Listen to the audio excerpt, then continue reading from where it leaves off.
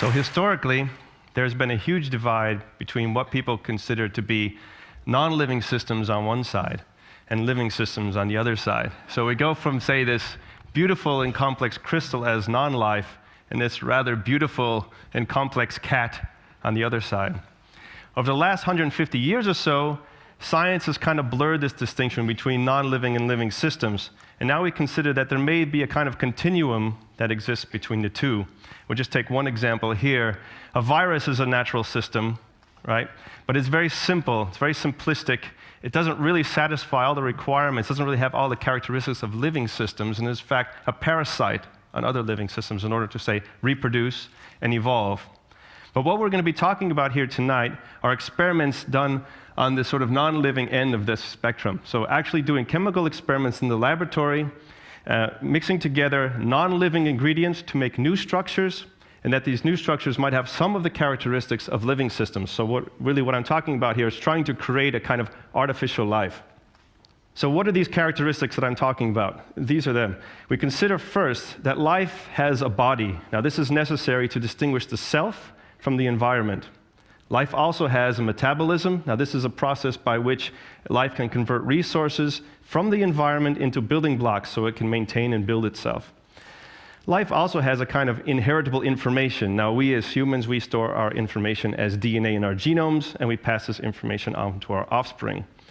If we couple the first two, the body and metabolism, we can come up with a system that could perhaps move and replicate. If we couple these now to inheritable information, we can come up with a system that be more lifelike and perhaps evolve. And so these are the things we'll try to do in the lab, make some experiments that have one or more of these characteristics of life. So how do we do this? Well, we use a model system that we term a protocell. You might think of this as kind of like a primitive cell. It is a simple chemical model of a living cell. And if you consider, for example, a cell in your body may have on the order of millions of different types of molecules that need to come together, play together in a complex network to produce something that we call alive.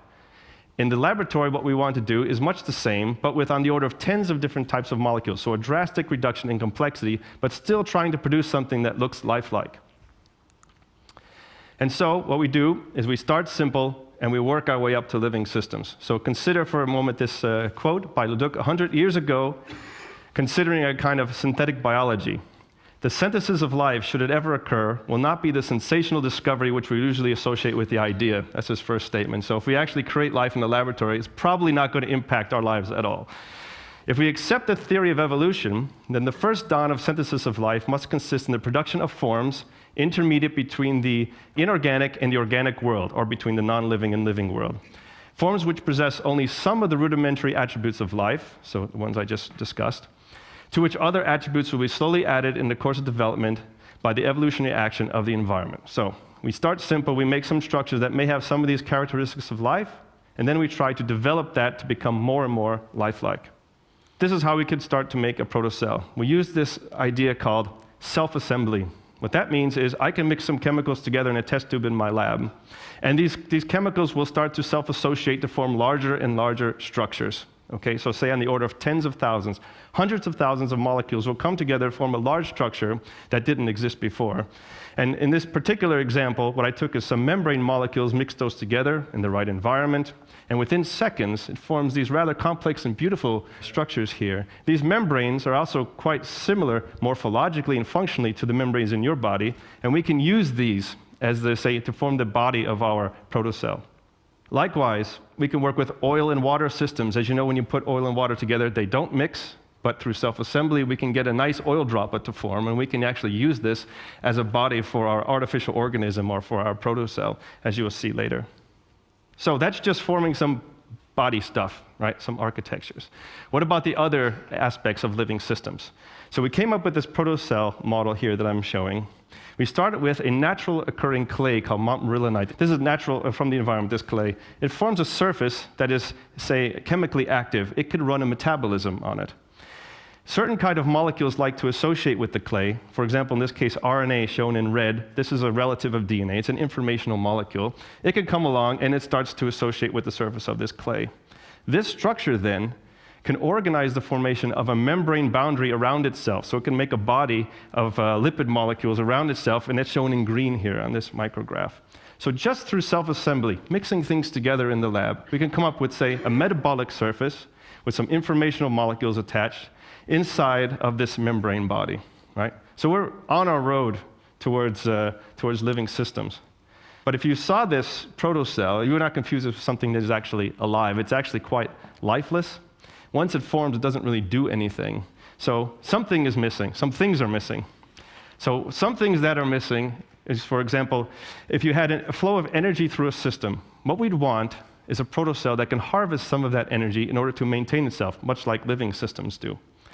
So we came up with a different protocell model, and this is actually simpler than the previous one. In this protocell model, it's just an oil droplet with a chemical metabolism inside that allows this protocell to use energy to do something, to actually become dynamic, as we'll see here. We add the droplet to the system, it's a pool of water, and the protocell starts moving itself around in the system, okay? Oil droplet forms through self-assembly, has a chemical metabolism inside, so it could use energy, and it uses that energy to move itself around in its environment. As we heard earlier, movement is very important in these kinds of living systems.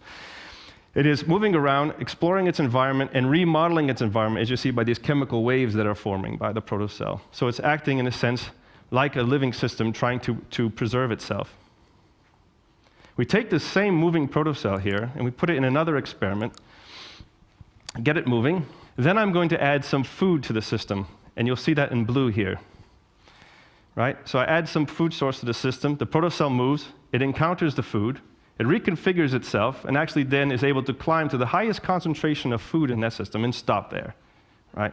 So not only do we have this system that has a body, has a metabolism, it could use energy, it moves around, it can sense its local environment and actually find resources in the environment to sustain itself. Now, this doesn't have a brain. It doesn't have a neural system. This is just a sack of chemicals that is able to have this interesting and complex lifelike behavior. If we count the number of chemicals in that system, actually, including the water that's in the dish, we have 5 chemicals that can do this. So then we put these protocells together in a single experiment to see what they would do. And depending on the conditions, we have some protocells on the left there that are moving around, and then it likes to touch the other structures in its environment. On the other hand, we have 2 moving protocells that like to circle each other, and they form kind of a dance, complex dance with each other, right? So not only do individual protocells have behavior, what we interpret as behavior in this system, but we also have basically population-level behavior similar to what organisms have. So now that you're all experts on protocells, we're going to play a game with these protocells. We're going to make 2 different kinds. Protocell A has a certain kind of chemistry inside that when activated, the protocell starts to vibrate around, just dancing. So remember, these are primitive things, so dancing protocells, that's very interesting to us. The second protocell has a different chemistry inside. And when activated, the protocells all come together and they fuse into one big one, right? And we just put these 2 together in the same system. So there's population A. There's population B, and then we activate the system. And protocell B's, the blue ones, they all come together, they fuse together to form one big blob, and the other protocell just dances around, and this just happens until all of the energy in the system is basically used up, and then game over. So then I repeated this experiment a bunch of times, and one time something very interesting happened. So added these protocells together into the system, and protocell A, protocell B fused together to form a hybrid protocell AB. That didn't happen before. There it goes. There's a protocell AB now in the system. Protocell AB likes to dance around for a bit. Well, protocell B does the fusion, okay? But then something even more interesting happens. Watch when these 2 large protocells, the hybrid ones, fuse together. Now we have a dancing protocell and a self-replication event, right? Just with blobs of chemicals again. So the way this works is you have a simple system with 5 chemicals here, a simple system with 5 chemicals here. When they hybridize, you then form something that's different than before. It's more complex than before. And you get the emergence of another kind of lifelike behavior, which in this case is replication. So since we can make some interesting protocells that we like, and interesting colors and interesting behaviors, And they're very easy to make, and they have interesting lifelike properties. Perhaps these protocells have something to tell us about the origin of life on the Earth. Perhaps these represent an easily accessible step, one of the first steps by which life got started on the early Earth. Certainly, there were molecules present on the early Earth, but they wouldn't have been these pure compounds that we worked with in the lab and I showed in these experiments. Rather, they'd be a real complex mixture of all kinds of stuff, because uncontrolled chemical reactions produce a diverse mixture of organic compounds. Think of it like a primordial ooze, okay?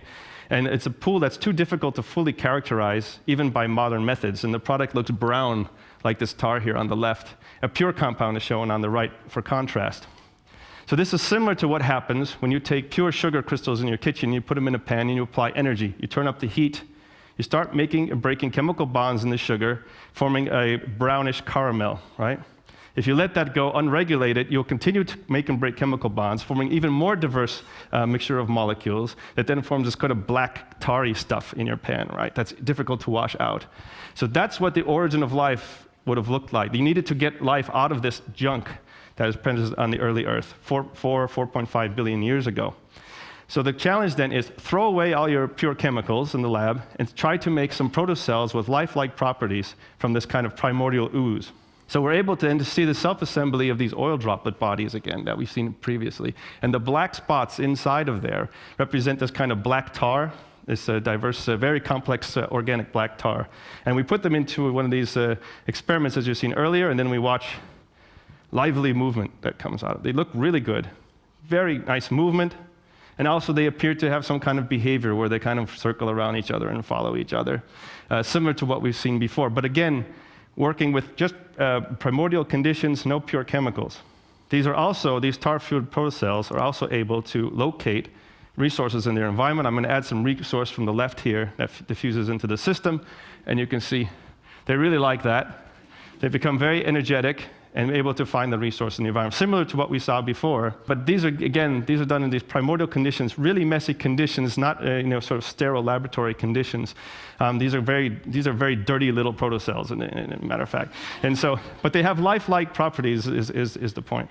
So doing these artificial life experiments helps us define a potential path between non-living and living systems. And not only that, but it helps us broaden our view of what life is and what possible life there could be out there. Life that could be very different from life that we find here on Earth. And that leads me to the next term, which is weird life. This is a term by Steve Benner. This is used in reference to a report in 2007 by the National Research Council in the United States, wherein they tried to understand how we can look for life elsewhere in the universe. Okay, especially if that life is very different from life on Earth. If we went to another planet and we thought there might be life there, how could we even recognize it as life? Well, they came up with 3 very general criteria. First is, and they're listed here, the first is the system has to be in non-equilibrium. That means the system cannot be dead, in a matter of fact. Basically, what that means is you have an input of energy into the system that life can use and exploit to maintain itself.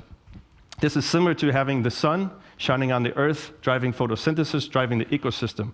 Without the sun, there likely to be no life on this planet. Secondly, life needs to be in liquid form. So that means even if we had some interesting structures, interesting molecules together, but they were frozen solid, then this is not a good place for life. And thirdly, we need to be able to make and break chemical bonds. And again, this is important because life transforms resources from the environment into building blocks so it can maintain itself. Now, today I told you about very strange and weird protocells, some that contain clay, some that have primordial ooze in them, some that have basically oil instead of water inside of them. Most of these don't contain DNA, but yet they have lifelike properties. But these protocells satisfy these general requirements of living systems. So by making these chemical artificial life experiments, we hope not only to understand something fundamental about the origin of life and the existence of life on this planet, but also what possible life there could be out there in the universe. Thank you.